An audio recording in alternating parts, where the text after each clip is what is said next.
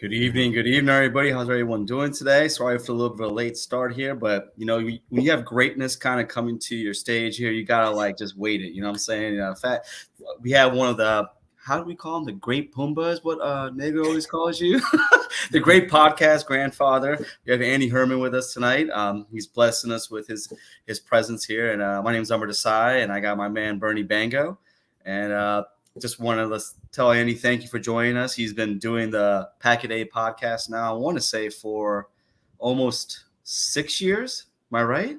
Yeah, that sounds about right. Whatever, like 20,000 or 2,000 some episodes divided by whatever. Yeah, whatever that comes out to.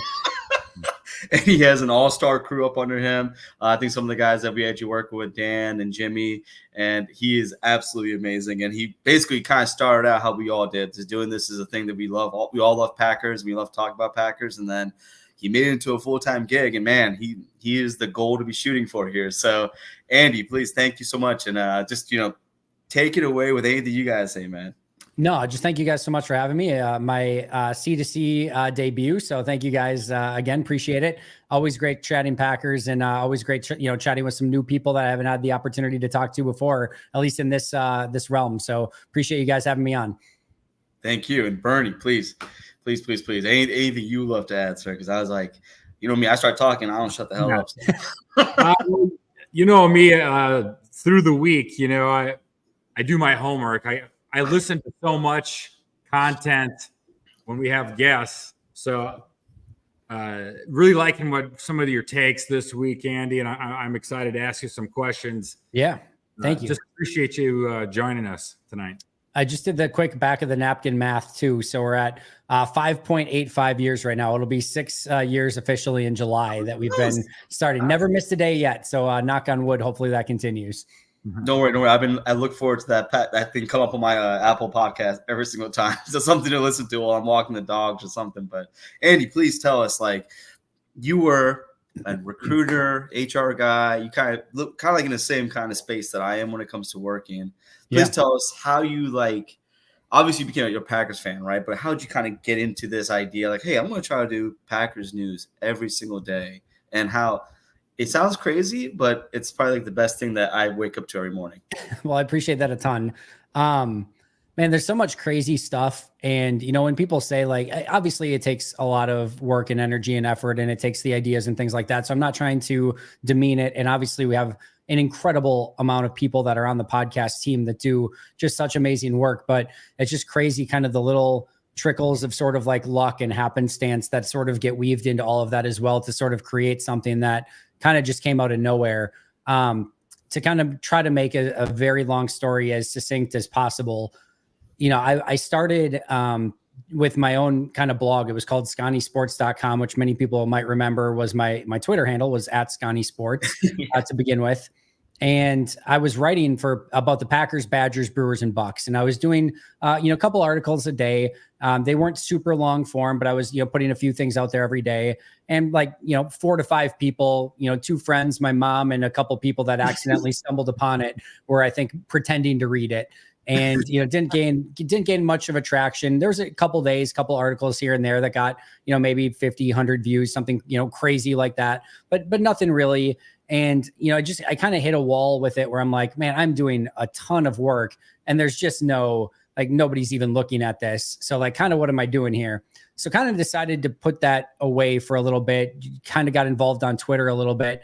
And then eventually there was a blog called TitletownSoundoff.com, a website and a blog, and they were looking for Packers writers. So I'm like, I could do something maybe monthly or bi-monthly that I put an article together, showed them some of my stuff that I did for Scotty Sports. They're like, yep, this is good. We'd like to have you on. So did a couple articles for them and sort of parlayed that. It's a really, this talk about funny happenstances. One of the things I did for Scotty Sports is I would do my Packers grading that I do now for, obviously going through it over on Packer Report. But I did some of that over at on my own blog. And there was a game that Aaron Rodgers played in. It was against, I think, the Chiefs, if I remember correctly. He threw 5 touchdowns, no picks, had a perfect passer rating, and PFF gave him a negative grade in the game. And everyone lost it. They lost it. They lost their minds. What are we doing here? Yeah. So I'm like, well, let me go ahead and grade it and see how it comes out. And I talked to Cheesehead TV at the time, and I'm like, hey, I'm a writer. A couple of people kind of knew me. I'm like, I write for Titletown Sound Off. I'd like to do a guest spot on Cheesehead TV and grade this game and see how it comes out. And I did that article. It went well. Nothing astounding. I think I came up with like a slightly positive grade. And then eventually PFF actually adjusted their grade to a slightly positive grade. Neither here nor there. But that was my first opportunity to write for Cheesehead TV. And that would ultimately become a rather important thing that I didn't think of at all at the time.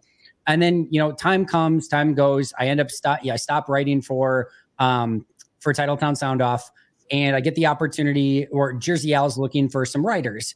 And in the meantime, I went and took a bunch of scouting classes that were online, thinking like maybe I'll take one more shot at doing something NFL related, get in the business somehow. It was at the exact same time that we had my first son, and it just like the timing didn't make any sense whatsoever.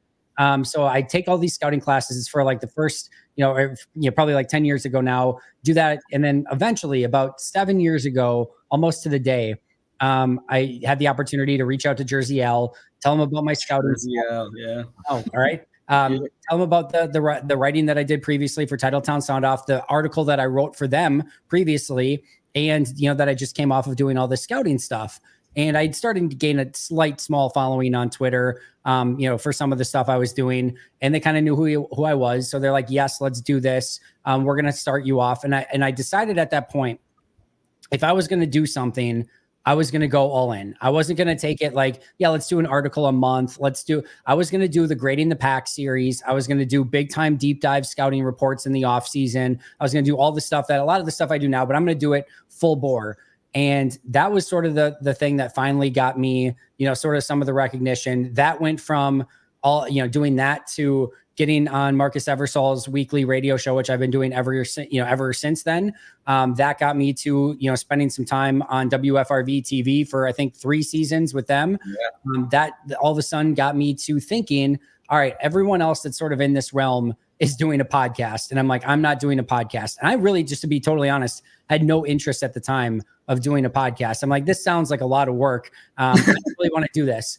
And then I had this idea, kind of based off of the New York Times Daily, where they do a daily episode on the news every day, and it's a specific topic based on it. At the time, they did it 5 days a week, Monday through Friday. So I'm like, what I'll do is I'll do a daily Packers podcast 5 days a week, and I'll have myself on Monday, and then maybe somebody like a Dusty Evely on a Tuesday, a Zach Jacobson on a Wednesday. And I'll have 5 people total. We'll each be responsible for a day, and we'll kind of do that. And I was still kind of putting it off.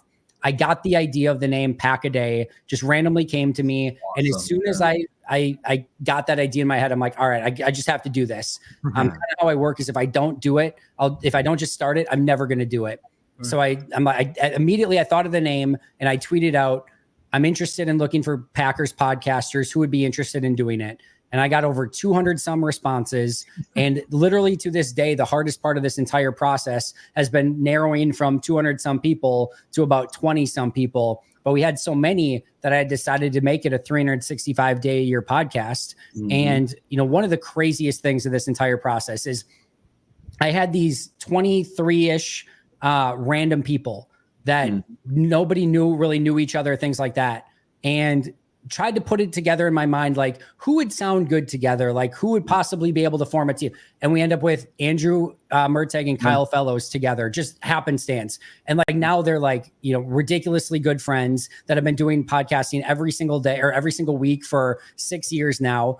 Dusty, Steve, and Sarah end up coming together that have been together. Like, and obviously there's been some changes along the way. Some people have come on, some people have come off, but like some of these teams have been together forever. Again, just based off of like almost pure dumb chance. And that's been the coolest thing to see. But that parlayed into doing the YouTube channel. It parlayed into me writing for Packer Report, which parlayed me into being credentialed, which is all. And this was, again, my first article for Cheesehead TV was less than 7 years ago. I remember because my second son was just getting born around the time that I had sort of started wanting to write for Cheesehead TV and reaching out to Jersey Al. He turned 7 in 10 days. So we're like right around that 7-year mark right now. And it went from maybe a couple thousand people followed me on Twitter. Nobody really knew who I was. Did a little bit of writing for Titletown Sound Off to everything that this is today and all the crazy, winding roads along the way. Sorry for the long answer.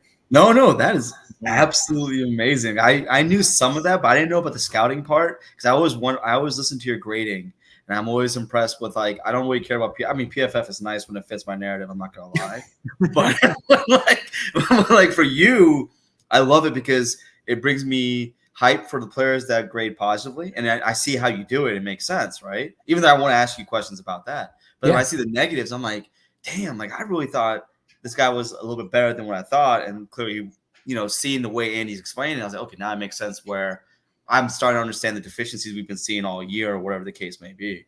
But that's amazing. That's a journey, man. That is insane. And you were still working full time, doing your thing while you were doing all this stuff behind the scenes. So that is absolutely amazing. You should be commended for literally having like 3 jobs at once and still raising a family and having kids and all that stuff. Like, good God. Yeah, it's been crazy. And we're at just about the 1 year anniversary of me, almost, I think in a couple of weeks here, of me doing this full time for the first time. So it's been a crazy year, but it's been a ton of fun. Heck yeah, man. That's what I'm talking about. I was gonna say, so like so the biggest thing that is like now that because you were credentialed. Were you credentialed previously or just recently that happened? Because I could have felt like so it was 2019 is the first year I was credentialed. Okay, so that was that's when I started writing for Pack Report, like just the very start of the 2019 season, which still feels insane to me, by the way. It hasn't felt like it's been that long at all. But 2019 season was when that happened. And then the 2020 season was COVID. So that obviously was a bizarro season. 2021 was the return from COVID. Kind of like that was still had some oddities to it and how they went about everything. And then of course we had, 22, 23, and this will be 2024. Again, my whatever 5th season, 6th season, I don't even know, but I think 5th season doing it. So yeah, that came across very fast as well. And has been unbelievable. Well, they always say, is that something you have to apply for? Like to get so the Packers do it an interesting way. They do not credential people. They don't credential Andy Herman. They don't credential Aaron Nagler, Rob Domofsky. They credential outlets. So they credential ESPN. They credential Packer Report. They credential for Aaron's is through, I think, iHeartRadio. Yeah, iHeartRadio. So, they won't credential Cheesehead TV, or at least they have yet to do so. They won't credential Pack-A-Day podcast. It has to be like usually a very established outlet, and Packer Report is thankfully one of those. And Ross Uglum is the editor for Packer Report, and thank God he lives in the Dakotas, North Dakota. So he can't get here for everything, which means he needs boots on the ground in Green Bay, and thankfully he's entrusted that to me. So it's gone really incredible, and I'm very thankful for that opportunity. Hell yeah, that's what I'm talking about. I was gonna say that. I was gonna say yet. All right, for Pack-A-Day and for Cheesehead TV. Yes, as the credentialed yet. Hopefully someday. When JT, when Waller decides to relax a little bit on those. Someday. I don't know. It's an interesting policy. Like I get, you have to be careful because sometimes you will see. There was the one during the draft. I forget what it was, but some fantasy blogger, gets credentialed for the draft and asks some awful freaking question. Nobody cares about pigeons being real or not real, like things that you're like, come on, man. Yeah, it was, and so unfortunately, some of that stuff, some of these teams and outlets will see and be like, no, we don't want that to happen. We want this to be, a professional atmosphere. And I get that. I also think at some point you realize, all right, Nagler for Cheesehead TV is credentialed anyway. Me for Pack Report, we've obviously, done this. We've shown that we're professional. We're not just going to come in and all of a sudden now Pack-A-Day is credentialed and I'm credentialed through Pack-A-Day. So now I'm just going to be I'm not going to change who I am. But I understand sort of a little bit of the gatekeeping, but I also think at some point there probably needs to be, I would hope that this is a team that is, owned by the fans and supposed to be very, community driven. And obviously Cheesehead TV and Pack-A-Day are 2 outlets that are literally dedicated to the Packers 365 days a year. Nobody is putting as much into the Packers as, arguably those 2, outlets. So you would love at some point for that to be recognized and, maybe appreciate a little bit more. I completely agree. I think it's one of those things where they know that if they credential the group, then they know that everyone that's associated with that group is credentialed too, in a sense, right? So that's why they're maybe a little hesitant. But you're right though, because at the end of the day, you guys have proven time and time again what you guys are about, right? So Yeah. I couldn't agree more. And it's coming, but it's gonna take some time because they Green Bay, as much as they say they are owned by the fans, they kind of pick and choose. Hey, I love them to death. I'm just saying they do pick and choose how that is applicable to what they want to do things. So No, big time. So now we talked about how you came up and how you're now one of the greatest people on Twitter and social media when it comes to Packers news. I don't say that facetiously. I mean that wholeheartedly. I appreciate it. You are at OTAs, and you are my man. When OTAs happen, practices happen, I literally have your notifications on for everything. I have like all the beat writers, and then you. And I'm like, all right, what's Andy seeing? What's he going to show? What's he going to say? What have you been seeing? Because we're gonna have halfway questions. Because me, my Joe Barry's gone, and I'm happy, and so I'm very much like trying to see what you're seeing. What you probably couldn't put in your tweets, and I'm pretty sure you talked to nauseam about these things. I've heard you already, but how do you feel about the OTAs and what you've been seeing from the team on both sides, all three facets of the field? Yes, I mean, so far so good. I think the first thing that we sort of need to recognize is that this has been a pretty low key 2 OTA practices that have been open to the media. Up until those final 2-minute drills at the end of the last one that was open, we really saw no big time competitive periods. Maybe 70-75% pace on a couple. Even some of the walkthroughs were even very, very walkthroughs, like 25% pace. The 7-on-7s were even slower pace. So it's not like we have a full understanding or feel for what this team is going to be. There's obviously certain things that we can glean. We get to see a player like Colby Wooden getting some time at defensive end. We get to see what the defensive ends look like with their hand in the dirt a little bit more, how they're utilizing the safety, specifically with Anthony Johnson Jr. and Xavier McKinney working next to each other so far. And then how they're kind of disguising some of their coverages. We're getting to see them play a little bit more 3 linebackers. We're getting to see a little bit more press coverage, a little bit more single high safety. We get to see, some of these rookies for the first time. So there's definitely things that you can take away and glean from it. Christian Watson looks fantastic so far. I think, Jordan Love. Yeah, I know. Right. That'd be a nice thing. Yeah. If he could just stay healthy, obviously that would be a great step for Green Bay. But no, I think it's been mostly a fairly nondescript couple practices, but it's still a lot that we've already learned. We've seen Keyshawn Nixon as the lone player, as the kick returner in the kick return sessions. We've seen Xavier McKinney be used as a personal protector on the punt team, like just things like that are intriguing, if nothing else. And then, you kind of carry those things over. We get another practice that's open tomorrow on Tuesday. Looking forward to that. My guess is it's a little bit more ramped up. There's theoretically 3 mini camp practices next week, but almost every single year, one of those is a team building activity and is a canceled practice. That'll likely be Thursday next week. So we should still get out there Tuesday and Wednesday for mini camp next week. And we're hoping over the next couple of weeks, we get a little bit more competitive periods and can see a little bit more from some of these players. Heck yeah, man. That's what I mean, it's OTAs. I get it. But when you see the Adam Sheens of the world, take the one pass by Jordan and just try to make it look bad. That's the reason I want to say what you want to say, because I appreciate that, because it's the truth. It's like this is literally like the practices of practices right now. Like it's not. They're just getting their bodies warmed up, basically.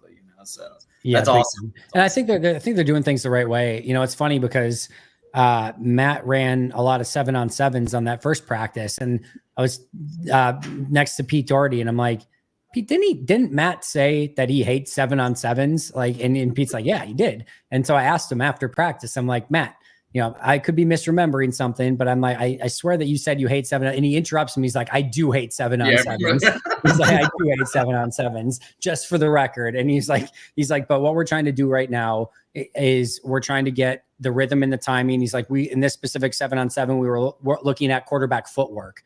He's like, that's what we wanted. So he's like, sometimes when you've got pressure on the quarterback, that footwork starts to sort of break down. He's like, right now, we just want the focus and the fundamentals to be on the footwork and make it perfect. And then once you have that down in 7-on-7s, all right, now you introduce, I'm assuming that the idea is to introduce, rushing after that, and then see if they can maintain and carry over that. And you can also understand from like a defensive standpoint and why the walkthroughs in the 7-on-7s, it's a new defense. They're still they need to get the communication down. They need to be able to do a lot of the, handing off in the secondary. They need to have a full understanding of the playbook on their side of things too. So I think what they're doing makes a ton of sense on all sides. They're sort of getting to, ramping it up as time goes on. Let's start, with the baby steps and the walking first. And once we get that done, now we're going to run and then we're going to sprint and then we'll take off from there. Heck yeah. Okay. That's what I'm talking about. Yeah. It's like, I think we're all just anxious for football to start up again. That's all it is. And every little nugget or morsel that we get when it comes to anything football related, Packer related, I'm all over it. So yeah, I do appreciate everything you do. And every time I hear you ask a question at the press conference, I'm like, oh, what's Andy going to say? Because I know everyone's voices now. It's terrible. Like I sound like a stalker. Like I know all the beat writers' voices about to ask the question. Like Bill always starts off, and I'm always all right. What's Bill going to ask? You go ask something crazy, Anthony. That's like, it's funny because obviously I'm not trained in this. I didn't go to journalism school, so it's a little bit more, it's a different journey that I know a lot of the people in that room have taken. I have so much respect, for obviously one of Bill Huber. Like, yeah, he's awesome. People, I was joking. He's cool, yeah. Just even like asking, like breaking the silence and just asking that first question. I don't think people understand, like there's an intimidation to be like, who's going to be, because there's a lot of times what people don't get to is like the first question can set the tone. Yes. And I've been in press conferences where a shitty first question gets asked and the coach is sort of pissy about it. And then the rest of the press conference just is like, all right, well, this is not going to go well. So like that sets the tone. Other things that people need to realize too in those situations is like, there's sometimes there'll be a very clear and obvious difficult question that needs to get asked that we know Matt doesn't want to answer. And, whether it be an injury related question, whether it be coming off a loss, what happened in a game, like those are not easy questions to ask. And guys like Jason Wilde and Rob Domofsky and Bill Huber and those guys are so very skilled at asking questions that are not easy, but still at evoking a response in a positive way. It's a very skilled thing to do that I'm still trying to learn and pick up on as time goes on as well. So there are things and same thing too, like when there's a couple questions left and maybe a key thing hasn't been asked yet, to make sure that, somebody's asking the right questions so that we're getting the most out of those. Like a lot of that stuff I think it's taken for granted sometimes, but those guys do a tremendous job. And I just try to get a random question about Colby Wooden playing defensive end in when I can, if there's a little bit more of an opportunity. I hear you on that. You ballooned like 290, 300 pounds. It's like, we gotta see what that's about. Yeah, big time, obviously. Heck yeah. Is there anyone that's good at asking the wrong question at the wrong time? It seems to be the same person. There not anyone in particular. And I'm being honest here. I don't have anyone in my mind that comes to mind when you say that. So no, I think everyone for the most part is doing a really good job. I think, you can definitely tell, sometimes there'll be a question that is angled a certain way to try to help an article, which is exactly what they're there for, which is understanding. There's other times where you can tell a question is asked just for the sake of asking a question, almost. Like there's different stuff, but I do think, Packer fans have it pretty freaking good with the people that are in that room, with the way that they go about asking questions and evoking some pretty interesting responses. Did you notice like a change within the media and the journalists with Aaron Rodgers, how maybe they approach questions? Maybe they became a little more sharp or direct with some questions like in his last year or two? It's interesting. So as I mentioned, I came on in 2019. I was so raw and new to everything then. I honestly don't even almost remember that season or anything from it. And then you had 2020, which was the COVID year, and we didn't get really access to anything outside of Zoom stuff. And then 21, I think, started on Zoom. And then, you've got the 21 season that had all the Rodgers drama. I forget the order of operations here, but yeah. And then of course you have 2023 where he gets traded away in the offseason. So the time where I was covering Aaron was certainly a little bit different, I think, than prior to. I mean, I remember being in that press conference when Aaron got back, and him just going scorched earth on the entire franchise. Yeah. The craziest thing about that to this day is I'm in that, and it is one of the more crazy sports scenarios I think that's ever happened, where he just goes scorched earth on the franchise for an hour. And it was almost it was long. And there was a lot of harsh words said. He did not hold back anything. He just got up there and aired everything out. But the crazy thing is if you would have been in a coma from the day before Aaron requested a trade, or like before draft day where he requested a trade, to like a day after his airing of grievances, you would honestly have not known that anything took place. It was almost like he just needed to everything out. And then it's like, oh, okay, we're good. And I'm sure there were some things behind the scenes. I'm sure there was some cracks in the foundation, whatever. But like, you would see him out chatting with Gutekunst and kind of goofing around and laughing. You would see him it was like everything was immediately back to normal, which is such a weird thing coming off of such a scorched earth press conference. And then it was like everything was good right after that. So, but no, I don't necessarily notice any difference, but in a pretty strong way, I'm probably a little bit of the wrong person to ask for that. But just because my time with Aaron was probably a lot different than Rob's and Pete's and all the other guys in there. Yeah, it's crazy. I didn't think about that too, because I was like, because you were there 2019, but your time was limited, right? And then you had those guys that had been with him since literally, like Wildy and Rob have been there since 05. The whole time he's been there, right? I mean, Wildy, both of them have been on the beat forever now, so they could definitely they've spoken on that change in his attitude and the way they would approach him too. So that's crazy. Yeah, I was gonna say I can only imagine the things that you do here that you're not allowed to talk about, like the off the record stuff that you hear in the locker rooms and stuff like that, where like it kind of gives you a better idea about the mindset or dynamic of what is the relationships between player to player, player to coach, right? Or how that player has like their feeling going forward and, with the future of the team and things like that. Like the reason why I bring that up is like Jair, right? Like you look at the way Jair was last year and then you see how he is this year. And it is like a complete 180. I love it because it's like, this is the Jair that I know. Like that, the guy that we saw, this was unhappy Jair, right? He was literally all of us just frustrated with Joe Barry basically. But like, knowing that you've been in the locker room with him, how are your feelings when it comes to like just his demeanor and like just his, I mean, he spoke on it, but like, how do you feel about that? Yeah, no, I think he's done like you can tell the difference, and it does feel like he's 1,000,000% bought in, and there's definitely a total difference in his demeanor. What I was going to say though, in regards to kind of what you were just saying, it's interesting because everyone sort of has their own niche, their own sort of way of doing things and going about it. For example, Wes Hodkiewicz. I mean, his article on Marshawn Lloyd recently, and like he's able to drill down into these personal stories that is just absolutely epic. For me, like that, those are the things that like I'm not going to say I have no interest in, but like that's not my cup of tea. That's not I love reading them, but I have no interest in like trying to find Marshawn Lloyd's mom so that I can do a long podcast on Marshawn Lloyd's journey to becoming like that's not me.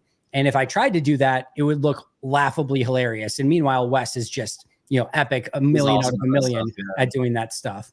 Other guys are very like the locker room is their sanctuary, meaning like, that's where they want all of their news stories to come from. It's the personal side. It's the interactive side, or like the interactions that they have, seeing those interactions in the locker room. Same thing for me. That's not my cup of tea like that.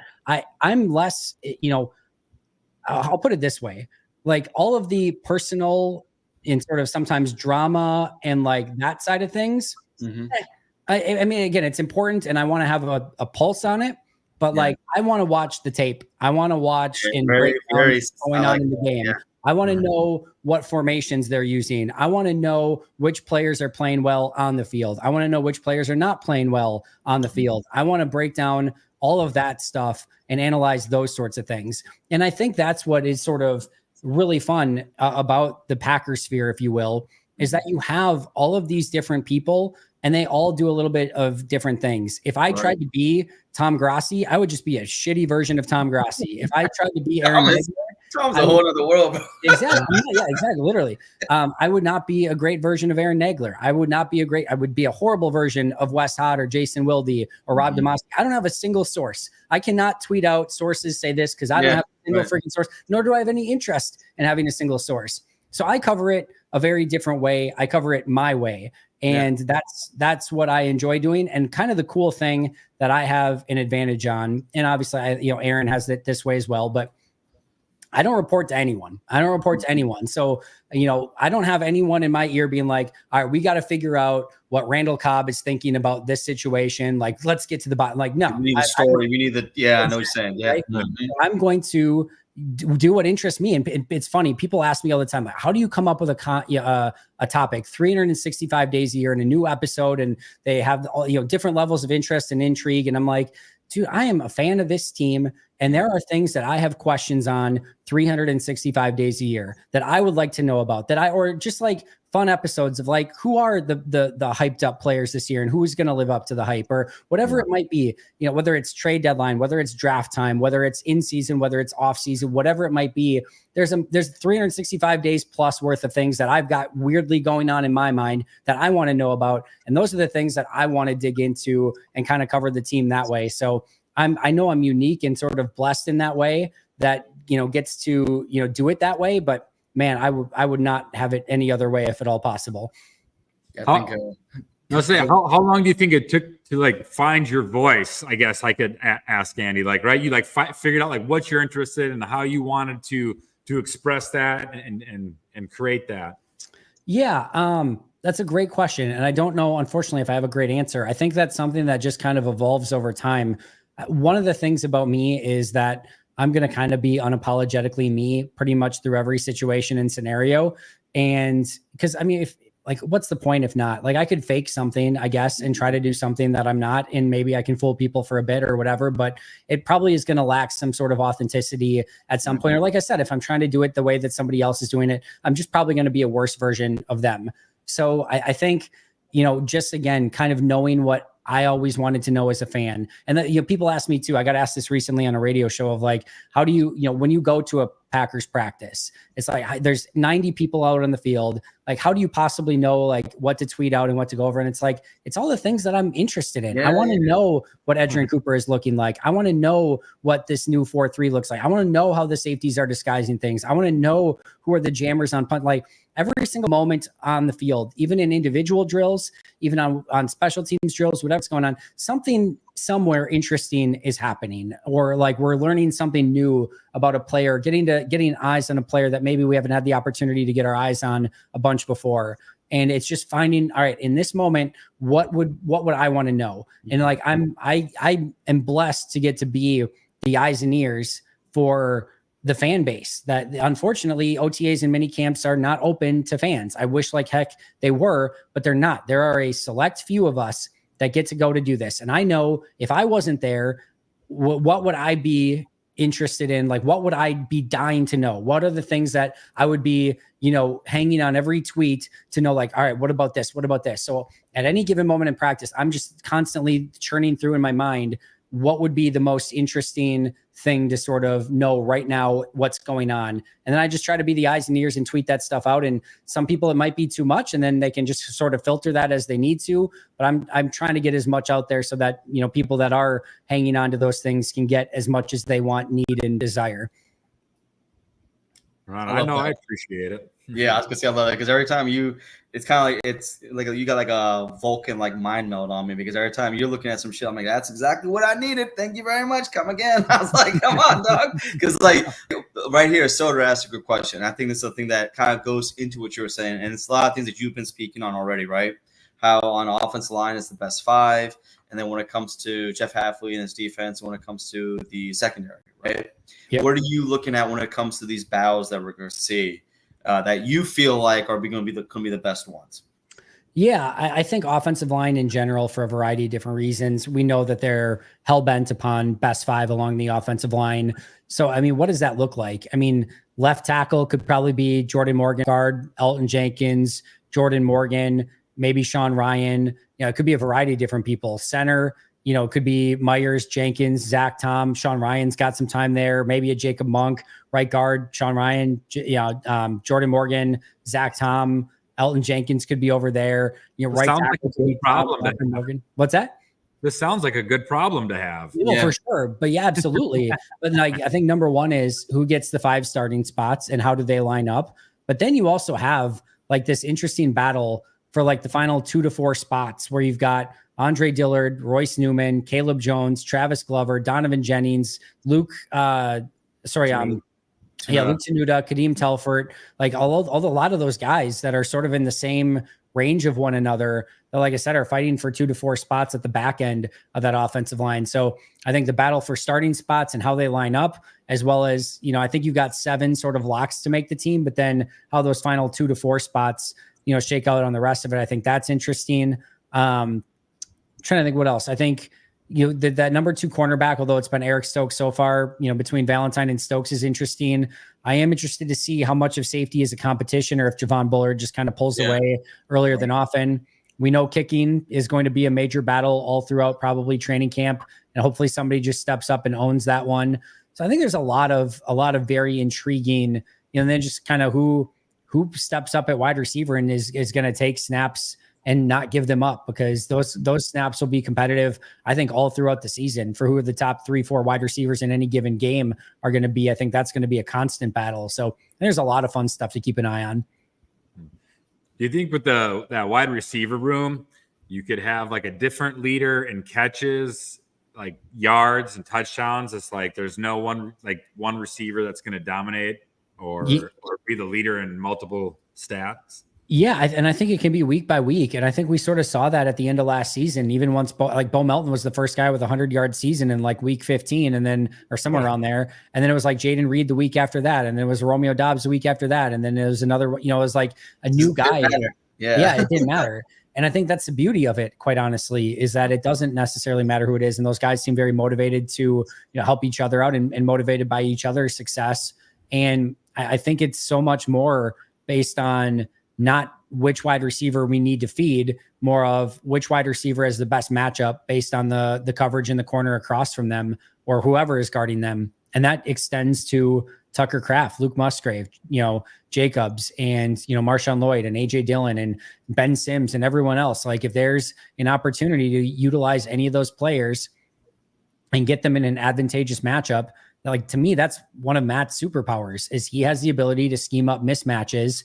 And now Goody just went out and went shopping and said, yeah, whatever mismatch type of piece you need, I've got one of everything for you. Mm-hmm. You need a deep guy. All right, I got you Christian Watson. You need a possession guy. All right, I got you Romeo Dobbs. You need a slot gadget guy. All right, I got you Jaden Reed. You need a route running savant. All right, I got you Dontavian Wicks. You want a guy that can go over the middle, but also has crazy speed. All right, I got you Bo Melton. You need a run blocker, a guy that can block on screens on the outside, plus be a little bit of a possession guy. All right, I got you Malik Heath. You need a 6'6" tight end who can run the seam and is fast as hell. All right, I got you Luke Musgrave. You need a tight end who can block and do a little bit of everything and do some run after the guy. All right, I got you Tucker Kraft. You just need more of a run blocking guy. All right, I got you Ben Sims. You need a power back. All right, I got you AJ Dillon. You need to do everything back. All right, I got you Josh Jacobs. You need a speed back. All right, I got you Marshawn Lloyd. Like, here's literally everything that you need. And now I went out and I bought you every single ingredient that every chef could possibly want. I got you caviar. I got you everything.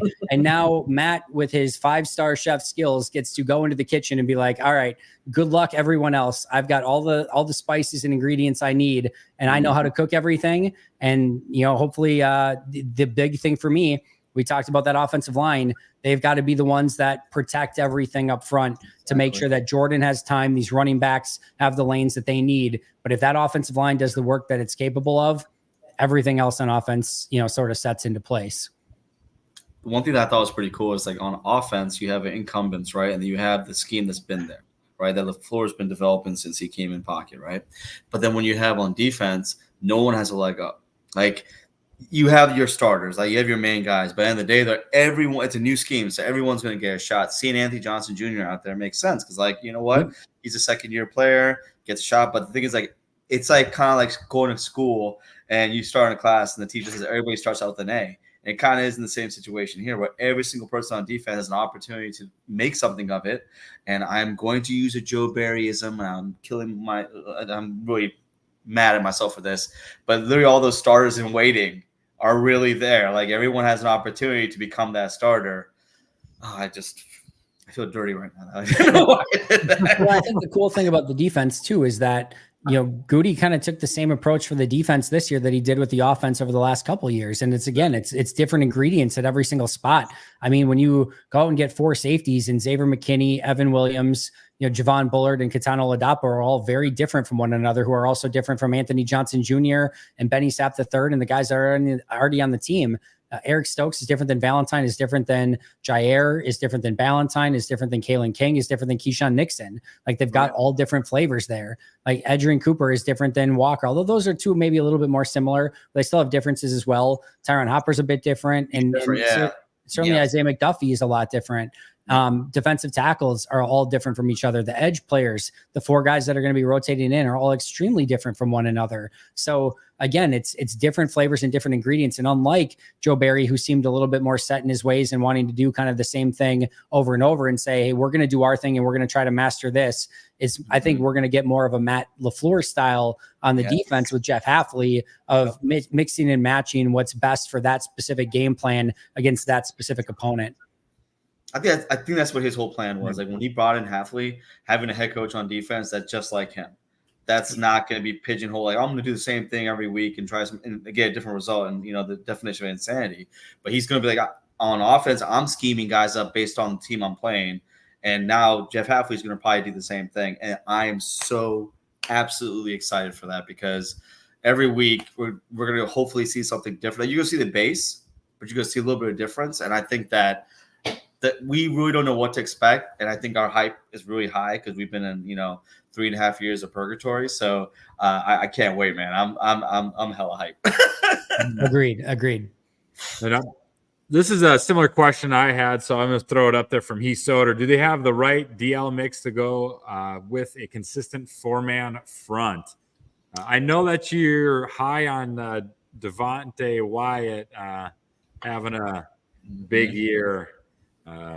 But yeah, I'd like to hear more of your thoughts on that defense. Yeah, I think, I don't think there's going to be a consistent 4-man front. I think this is going to look, while they're in different sort of positions and the defensive ends are going to have their hands in the dirt a little bit more, the defensive tackles might be a little bit more offset than they were in the past.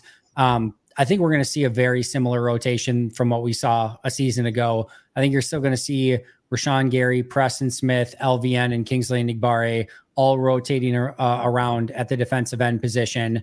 And then on the defensive line, I think we're going to see a lot of Kenny Clark and TJ Slayton on early downs. I think we'll see Devontae Wyatt, Carl Brooks be more utilized in some obvious pass rush situations. I think Colby Wooden could be somebody that gets, maybe a handful of snaps at end, maybe a handful of snaps at defensive tackle, and kind of is, your ninth guy there. But I think, the beauty of it is they do have the depth and the versatility there to utilize those guys in a few different ways and to kind of come at you in waves a little bit. It's tough for those guys, to play 60, 70 snaps per game. You want them kind of rotating in a little bit more and staying fresh. And again, Goody's done a great job of building the depth at both of those positions where, they've got 4 or 5 guys at end. They've got 4 or 5 guys along the defensive tackle position. And even, you can use a little bit of Colby Wooden at the end, Carl Brooks at the end. You can use a little bit of LVN on the interior and move some of those guys around in unique ways. So I think there's going to be a hefty rotation. And I think that's the right way to do it, especially with the depth that they do have along the defensive front in general. That was a big knock that they kept having on that. They were like, oh, well, they don't have defensive line depth. And I'm like, yeah, well, if you take the outside linebackers, you put them on the line, it's not really that bad. And then find out that JJ, Enagbare was like not torn ACL, and God knows what happened to his knee, but he's out there just running around having a good old time with no sleeve. I'm like, boy, I was like, that's what I'm talking about. That was probably like the best news of the OTAs and offseason, just seeing out there with no limitations. That was pretty cool. The football injury gods were like, they did an audit of last season and they're like, oh, you know what? We actually gave Green Bay a few too many injuries when we went back and reviewed everything. So we've actually got to give one of those back and after our auditing everything. So like, we're going to fix Enagbare up really quick because Green Bay had to go through enough hell with injuries over the last couple of seasons. So you get Enagbare back sooner than expected. Heck yeah, man. I'll take it. I'm not complaining one bit. No. What is your thoughts on Jordan? Because I know his last pass we saw last year was, of course, a mortal sin, right? Of course, yep. I'm not holding that against him because at the end of the day, he was absolutely one of the best quarterbacks in the last 9 weeks of the season. Better than Purdy. Yes, I said it. And biggest thing is, how does he look physically? I mean, you can't really see a lot of OTAs, right? And like, I know, like, you know, he's just throwing on air or whatever, but like, how does he look physically? And just how do you feel like from the dynamic aspect of the team around him, in a sense, like how are they feeling around him? That I don't know if my question's right. Yeah, no, I know what you mean. No, I mean, first of all, he looks like Jordan. You know, he looks exactly like you would expect him to look.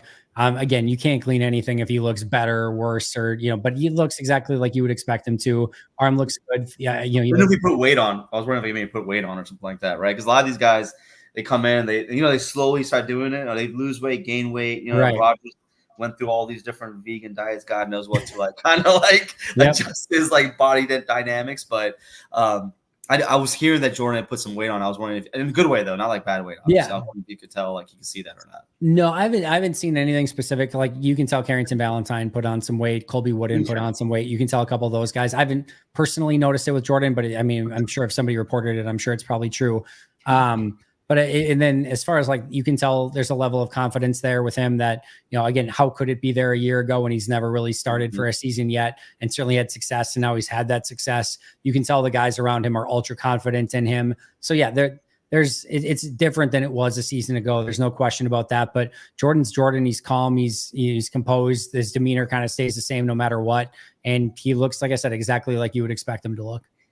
Fuck yeah, that's what I'm talking about. Sorry, you can cuss on here. It's all good. I slipped up. I thought I was on somebody else's show for a second. All good. But no, I was gonna say, I hope I didn't steal your question, Bernie. I was like, I thought about it for a second. I was like, I didn't jack your question right on the thing. No, you're good. You're good. So for Hafley, so now that he's in, and I think I've watched every single Boston College interview he's done. I think I've listened to his press conference like 3-4 times just because I love the way he speaks. What are your thoughts on it? Obviously, I've heard them on your other podcasts, but I want to hear him again. You tell me what you think. And obviously now seeing him in action as a coach, even with Campanelli, I was kind of making fun of him when he was at Miami, and then I realized that's just who he is. And I'm like, all right, now I'm an asshole, so I'm gonna take it back. And so, what are your thoughts on the defensive coaching staff, the new additions, all the new guys, Derek Ansley, all of them? Yeah, loving it so far. There's definitely a lot of energy out there. Campanelli's bringing it every practice. You can definitely tell that. Haven't had much opportunity to see Ansley work so far, but Hafley's been great. Certainly, again, this is just kind of first impression season. Yeah. We can't win any games, on defense as of yet. And, we're not crowning anyone. We're not tearing anyone down quite yet, but everything I've seen out of Jeff Hafley, everything I've heard out of Jeff Hafley has been super impressive. He certainly wins the first impression award. And I think the big thing here too is like, this is the important time. Not that you're getting buy-in from me or the fans or anything like that. It's getting buy-in from the players. And you can just tell that the players have immediately bought in to what he's selling and what type of defense he's going to be running. And I think that is worth its weight in gold as a new coordinator coming into a team, somebody who hasn't been a coordinator in a hot second and is going to now run this defense. Green Bay's had a stretch of defenses that obviously have not lived up to expectations, have not been what we wanted them to be. This is still a tough job because, there are those expectations. He's coming into a team that, there are, very, very high aspirations on this team. And I think a lot of people believe that the talent is there on defense. And it was the previous coaching staff that didn't get as much out of that defense and that talent as they should have. Well, now that falls on Jeff Hafley. And I think interestingly enough, especially now even more that you go and get an Edgerrin Cooper, a Javon Bullard, a Xavier McKinney, I think people even will more say, listen, you've got all the ingredients there that you need to be successful. The pressure's on to be successful. So I think he understands that. I think he's up for the challenge. And I am so excited to see this defense and how they perform and how hopefully they get better through the course of a season. Yeah, I'm excited. Like, you have no idea. I do not want to see anybody off the line of scrimmage on 3rd and 10. That's it. That's all I'm asking for. Please, none of that again. And he may do it, but hopefully by that point he's done it. He's been amazing for 7 weeks. So he does it 8 week 8. I'm not going to complain. Yeah, what do you think you could see like the arc of development or improvement, kind of like how the offense went last year? Could you see that with the defense this year where it's a little shaky at first and then all of a sudden it's top 10 defense? I mean, hopefully, right? Like that'd be great. Give me that end result for sure. But no, I think there's absolutely, I mean, it's always a mixed bag because on one hand, a new coordinator and a new staff you get some advantages because there's no tape on you yet, meaning, all these teams that are going to be preparing for Green Bay week 1, especially week 1, but week 1, week 2, week 3, there's very little to go off of. Even week 2, yes, they can review the week 1 tape, but it's still easily enough where Halfley could come up with a completely different game plan in week 2 than what he did in week 1. So those first few weeks, you can sometimes catch teams off guard of just not knowing what the heck to expect. Everyone's expecting him to play a lot more press man, single high safety. Philly could prepare for that all offseason, and he could come out in a, 2 high shell and kind of keep everything in front just to kind of keep the scent off of things. And then like, haha, gotcha. And, who knows? My mind. Yeah, I know, right? So who knows what it's going to look like? And I think that has an advantage to it. At the same time, we saw with Matt a season ago, like you could tell it wasn't just Jordan sort of not being Jordan through the first half of that season. It was also like the wide receivers and tight ends and everyone on that offense. There was a feeling out period. Like, I don't think they had a great feel for exactly how to use Reed and Wicks and, Musgrave and Kraft and all these different new pieces at Malik Heath, etc., Ben Sims, up until kind of that Pittsburgh Steelers game. And it just all kind of came together at the right time. And I think what really kind of screwed Green Bay last year is I think they knew that. I think they knew that all of that stuff was going to take time. But Aaron Jones was sort of their safeguard of being like, you know what, all that other stuff, the Jordan Love, sort of connection with all these young guys, it's going to take a half a season to probably get a little bit more, rapport with one another. But we've got Aaron. And then the first week they come out and they utilize Aaron a ton and with a ton of success against Chicago. And then of course on that big touchdown, he, pulls the hamstring and is out for all of that time where that's when they needed him most while they developed the chemistry everywhere else. And then that's where you saw, luckily they got that comeback win in week 2, but really a game that they probably didn't deserve to win up until certainly that point. And, then you kind of go on a big losing streak after that. And it doesn't look anything the same. And then all of a sudden you get kind of that Pittsburgh game, even though, the game didn't go exactly according to plan, you start seeing a little bit more of what this team is capable of. And then they hit their stride and then you get Aaron Jones back and everything just beautifully comes together for the remainder of the season. But I could see something similar with the defense where, it might take a hot second for this defense to figure out what everyone does perfectly within the realm of a season. But hopefully at some point they have that, that moment where everything clicks and they can be that style of defense that the offense was a season ago at the end of the year. That is the dream right there. Now with that, we covered both like those two because we kind of know the offense. We're hoping the offense is going to hit the ground running. I mean, just everyone's more comfortable. Just maybe getting an offensive line set. That's probably going to be the one thing that might have a little bit of a hiccup. I think they'll Steno and Butkus and them, they're going to figure it out, right? Right. Special teams. I heard your comments when it came to our punter Whelan. I love Whelan to death. I thought he had a great year last year. Yep, underrated. Right? And just him being, I think he was a rookie, and then coming in and just really just not being the issue, How do you feel about Rich Bisaccia and then also just the remainder? I have a disdain for Mr. Carlson right now, and I'm hoping to make me crow. I really want him to. I have Mason Kicks Twitter. Right, I want to message him every day, man. Hey, man, can you kick 40 and beyond? Help me out here. But what are you thinking about the special teams? And is it a make or break season for Rich? Yeah, you took the words out of my mouth. I think this is absolutely a make or break year for Rich Bisaccia and the special teams. Not to double play the chef reference that I did earlier, but I gave Rich a lot of I think just forgiveness in general going into that first season because this was a team that has had a, brutal special teams for, over a decade. This is not something that happens overnight. And, I thought in the past, sometimes they would try to address it by bringing in a Rich Bisaccia. But if you don't, if you just bring in the new chef, but don't get new ingredients and you still have a crappy restaurant, crappy ingredients, crappy food, crappy atmosphere, crappy everything, doesn't matter how great of a chef you have, your restaurant's still going to suck. But I thought the thing that was different with Rich's first year, and especially this last year as well, is I feel like they have changed up a lot of how they've gone about special teams. And, he brought in multiple assistants with him.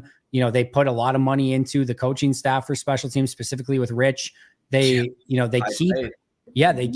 guys like Dallin Levitt, at the end of the roster. They signed Keyshawn Nixon, who at the time was supposed to be kind of that just special teams player. Obviously, he's evolved past that a little bit. Guys like Rudy Ford, Christian Welch is a guy that's basically on the team for special teams. Eric Wilson's a guy that's basically on the team for special teams. Like this didn't happen, previously. Like they basically built out their roster and they kept the best 53 guys for offense and defense and development. Like a lot of those final roster spots went to guys like Alex Light, Yash Nyman, Tim Boyle, Raven Green, Tariq Carpenter, like guys that were redshirt guys, and Luke Tenutas and like whomever, where they were keeping these guys on the back end of the roster and saying, we're going to keep these guys because we think they can develop into great players down the road, but we're not keeping those spots for Dallin Levitz, a guy that we know is never going to be a good safety in this league. I don't care how good of a special teamer he's going to be.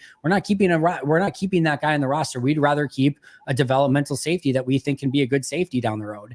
And that changed. Like they've gone and got guys that are specific special teamers that are on this team because they can go out and perform very well on special teams, but we have yet to see the special teams perform to the level that it needs to, or anything really quite frankly close to that.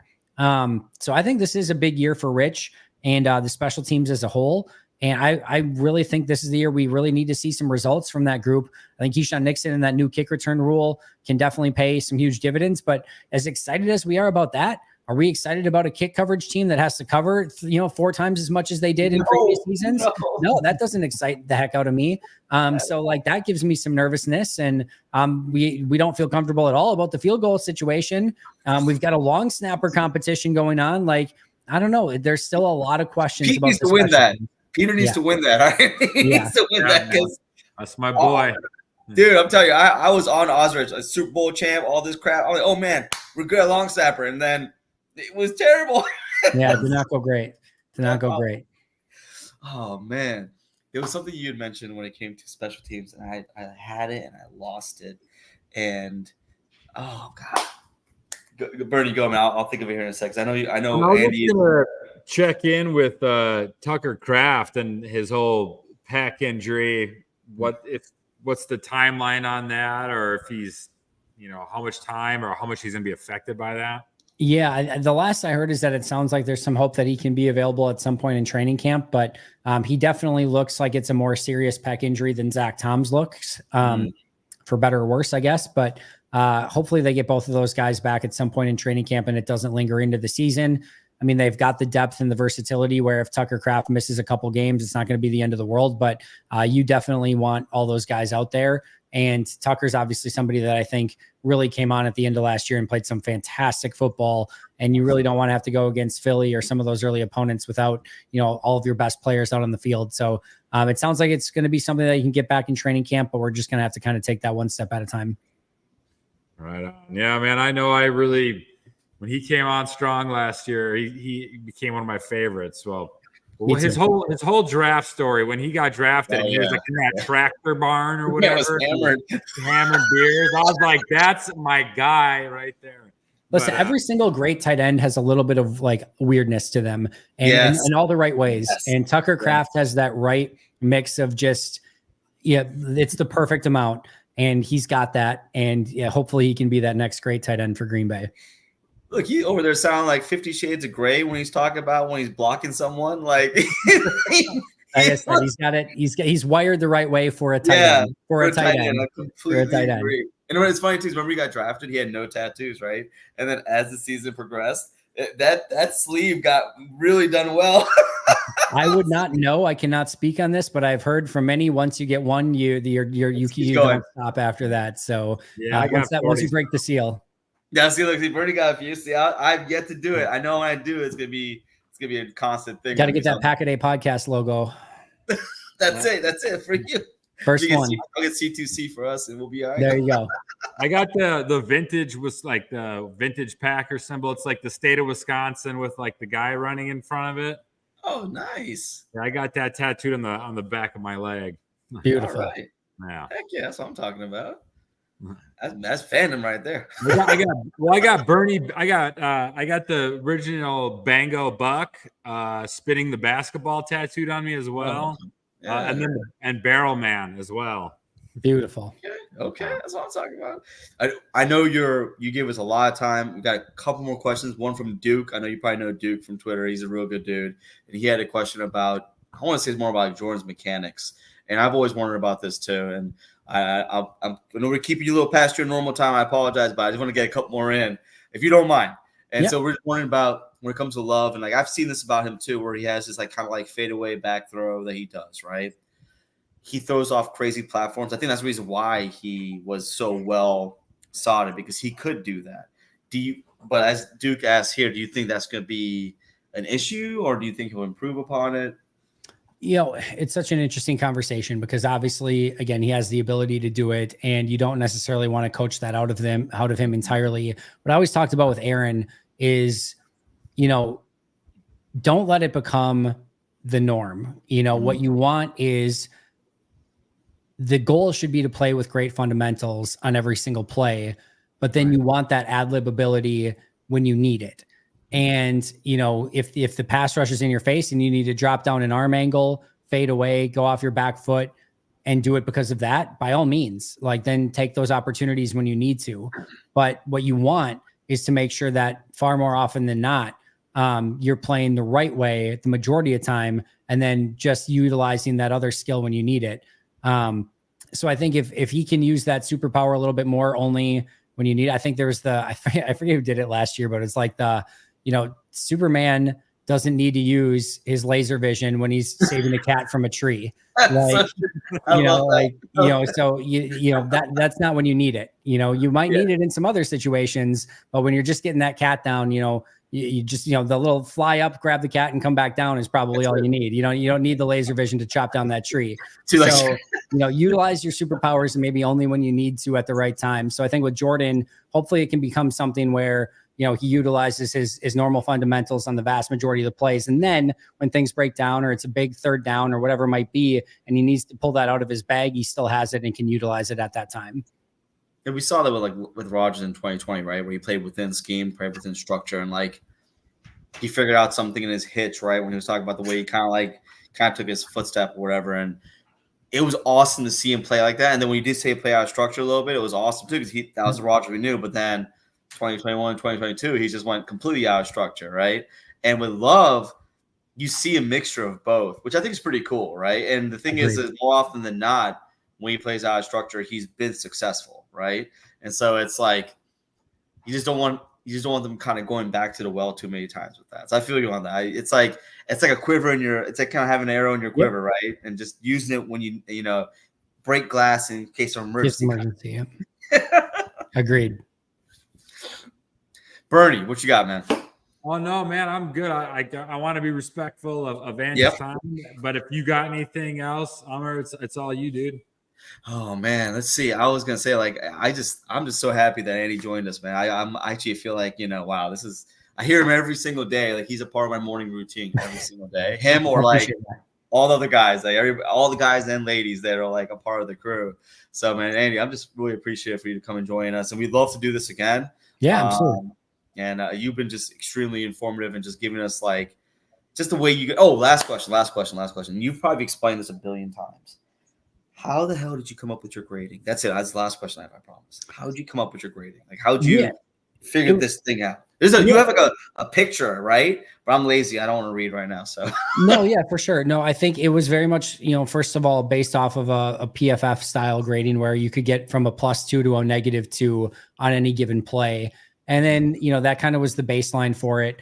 And then you just kind of go and look at, specific, it's different, obviously, for different positions of what you're specifically looking for.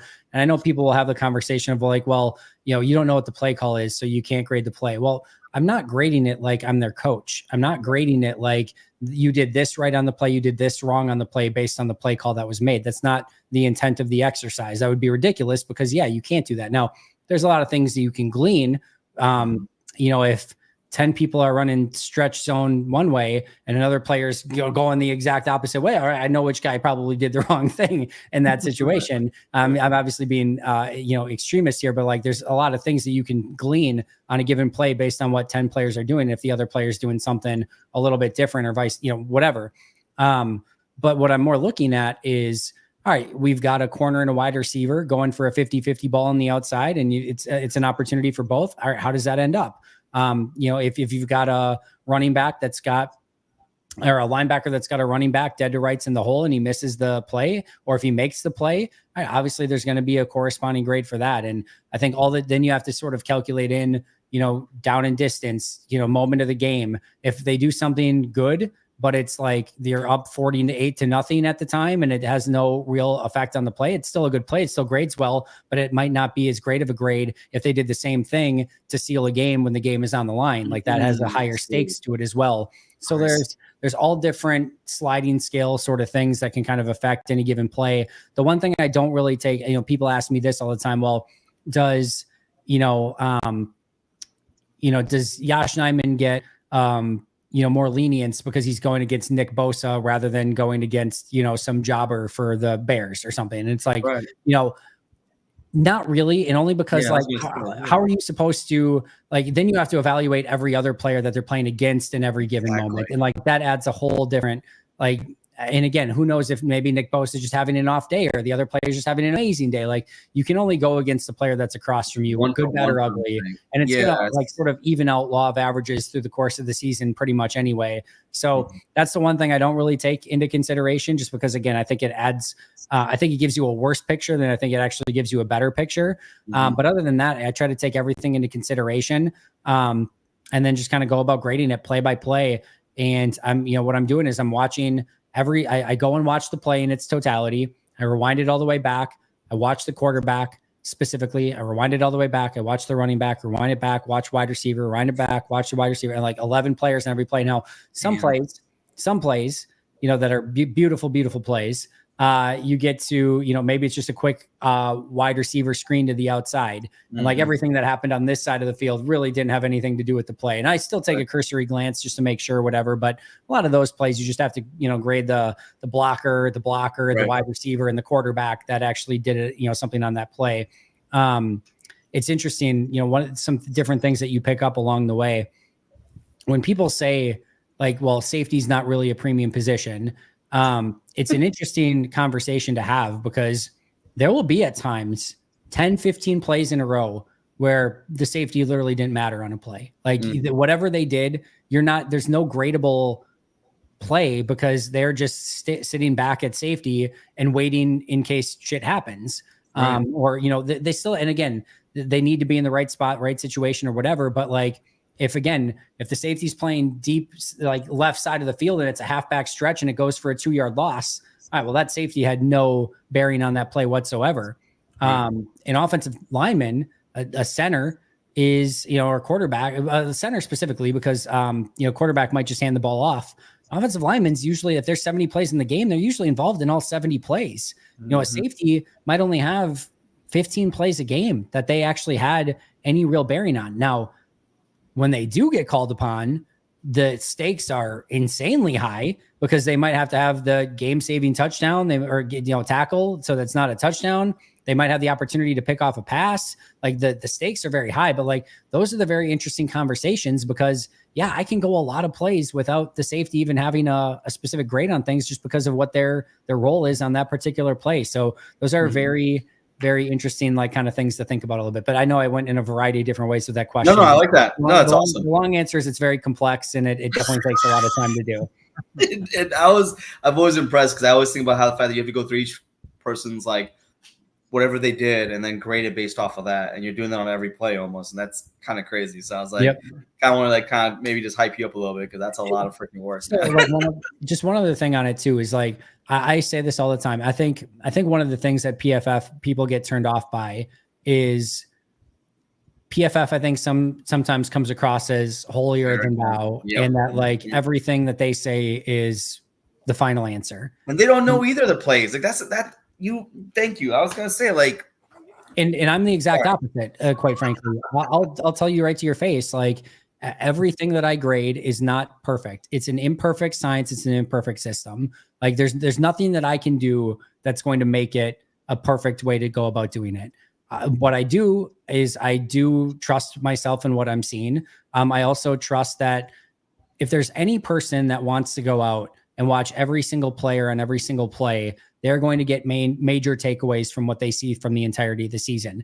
My goal for the Grading the Pack series is not actually the grades. It's more that I have a vision on the game that nobody else has. Like nobody else is going and watching every single player on every single play, utilizing the all 22 and making observations on it and based on what they see. So like, I want to know, like when I say, I don't think Quay Walker is playing well, and I'm not saying he's not, I'm just saying, if I know what you're saying. Yeah. I have a statement, I want to know that I have gone and watched it with a very keen eye and that I can stand by what I'm saying, even if people don't like it. A great example of this is when Clinton Dix was coming off his second team all-pro season, and those first couple seasons after, and it was like my first couple years of doing this, I was very adamant Clinton Dix is not playing well. He's playing very poor, and people were pissed. People were extremely pissed because they didn't want to hear it. And they wanted, like, he was just second team all pro. He's great. He's a former first round pick. He's got an 85, 90 graded in Madden. Like that's the they see, right? That Madden score, man. No, right? So like, I'll I want to be able to like have vision on it. And that's why I go about doing that, is so that I can have that conviction in what I'm talking about. The scores themselves were sort of more of a way for me to kind of keep track of what I'm seeing and sort of trend it over time. And some people enjoy those scores, so I put them out there from a public standpoint, but it's not meant to be, again, the be all end all of anything. It's my own system that I'm evaluating on that is useful to me. And if other people enjoy those grades, so be it. If they don't, that's fine too. It's not supposed to be all that serious. But it's something that I enjoy doing. I love doing. I think I get a lot out of it. And over time, it's played out far more often than not that the players that have had bad grades in my system don't last on the team very long. And the players that usually grade out pretty well, usually getting those second, third contracts and Pro Bowl nods and things like that. So the system has kind of worked throughout the course of time more often than not. And I really take everything that I do with that very seriously when I do it. I was gonna say, because like you literally took Aaron Rodgers, like, do your own research before you talk to him. And you literally did that. That's the first thing. And then you broke my heart when you started talking about Clark and you were talking about Kenny and like how Kenny's different though, in the fact that like I said scheme wise, I was thinking scheme. I'm like, but even still, like, right? Yeah, like, his grade's not what it was necessarily like in his prime. He was still either first or second graded player on defense in both of the last two seasons. You did say that. You did say that. Yes. Yeah. So like he's still playing great. It's just not like he was superhero, like 5 years ago. Like, so yeah, he may not be playing at quite that level, but he's still having a massive impact in a positive way on the team. So like those are different levels of conversations too, where like right. Smith, for example, like his first year was like just it was off the charts, yeah. Like next year, he went down like from a +20 to like a +10. And that's like a significant decrease. A +10 is still an unbelievable freaking grade for a season. And it's like, yeah, he went down, but like, my goodness, it was more just that like he was so out of this world crazy in year one that like year two looks bad in comparison, but it's still like an unbelievable year. And then of course, year three was hurt and then he put a C on his necklace and everything else went from there. But I digress. It's a fun process. It's just the bar gets set very high. Yes. Right. And then after that, not like you said, not like Kenny's been bad, but you're right though. He set the bar very high. And then the reason why I said it broke my heart because the way Goody thinks.